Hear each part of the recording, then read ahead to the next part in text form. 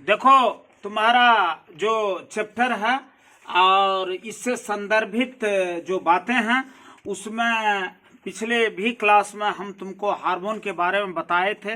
जो हार्मोन है या जटिल कार्बनिक यौगिक जो जिसकी अल्प मात्रा ही हमारे शरीर में विविध प्रकार के रचनात्मक एवं क्रियान्वित कार्य को संपादित करती है और शरीर के वृद्धि विकास और शरीर के संतुलन में सो अहम भूमिका निभाती है। चाहे पादप हो या जंतु, सब कुछ में जो सजीव है उसमें हार्मोन का महत्व बहुत ही महत्ता वाली होती है। किसी खास हार्मोन के कमी से किसी खास प्रकार की रोग ही नहीं बल्कि अंग का वृद्धि भी समाप्त हो जाता है या कम हो जाता है। इसी संदर्भित बात के का आकलन करते हुए एक क्वेश्चन पूछा है, जो दो पादप हार्मोन का नाम लिखें और एक एक कार्य लिखें। देखो हमने इससे पहले बताया था हार्मोन के वर्गीकरण में, जो पादप हार्मोन में सो तुमको जिबरेलिन और साइटोकाइनिन अति प्रमुख हार्मोन है। अब जिबरेलिन हार्मोन जो है यहाँ हम लिखे हैं, जिबरेलिन हार्मोन यह तना और प्रवर की लंबाई को बढ़ाता है। यह खास करके देखो, अगर वृक्ष प्रदर्पित होता है तो पहले उसमें दो पत्ता निकलता है, इसके बाद उसका तना जो है, उसका जो ब्रांचेज है, उसका जो शाखा है वह बढ़ना प्रारंभ हो जाता है। और उसको बढ़ाने के लिए सबसे बड़ा जवाबदेह तथ्य होता है पादप में स्रावित होने वाले जिबरेलिन हार्मोन। अब देखिए फिर साइटोकाइनिन हार्मोन का क्या कार्य होता है। यह पादप आपको प्रोटीन का संश्लेषण करता है। आप प्रोटीन का संश्लेषण करने के बाद शरीर के सर्वांगीण विकास या पादप के विकास के लिए यह उत्तरदायी होता है। इसीलिए हम लिखे हैं साइटोकाइनिन।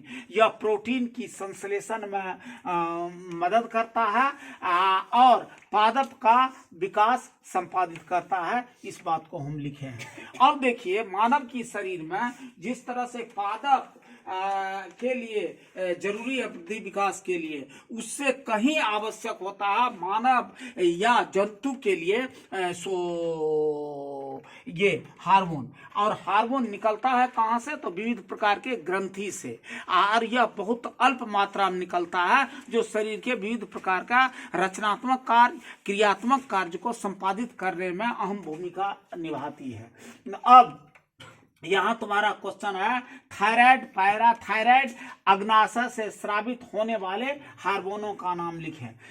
देखिए यहाँ थायराइड ग्रंथि यहाँ होता है और थायराइड ग्रंथि से जो हार्मोन निकलता है उसको थायरॉक्सिन हार्मोन कहा जाता है। तो थायराइड ग्रंथि से थायरॉक्सिन हार्मोन और ये पैराथायराइड ग्रंथि से कैल्सिटोनिन हार्मोन निकलता है और हमारे शरीर के लिए यह अहम भूमिका निभाता है वृद्धि विकास हेतु।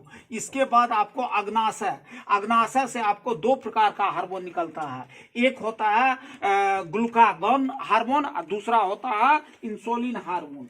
अब देखिए यह जो है तुमको अग्नाशय से ग्लूकागॉन और इंसुलिन हार्मोन जो निकलता है इसकी संतुलित मात्रा होनी चाहिए। देखो अगर किसी व्यक्ति को ये इंसुलिन हार्मोन नहीं निकल रहा है तो उसको चिनिया बीमारी हो जाता है और वह व्यक्ति जो है इससे ग्रसित हो जाता है। अब इसके शरीर में शर्करा या चीनी का पाचन नहीं हो पाता है। ऐसे व्यक्ति कहता है जो वह डायबिटीज का रोगी है, उसको चावल नहीं देना चाहिए, मीठा नहीं देना चाहिए, वो मिठाई नहीं खाएगा। ये सब चीज का पाचन कराने के लिए इंसुलिन जो हार्मोन है उसकी भूमिका होती है।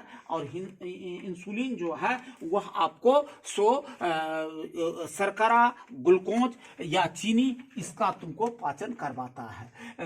अगर किसी व्यक्ति को शर्करा नहीं निकल रही है, का पाचन नहीं हो रहा है, तो इसका माने इंसुलिन कम है, इंसुलिन इसको इंजेक्शन के द्वारा दिया जाता है।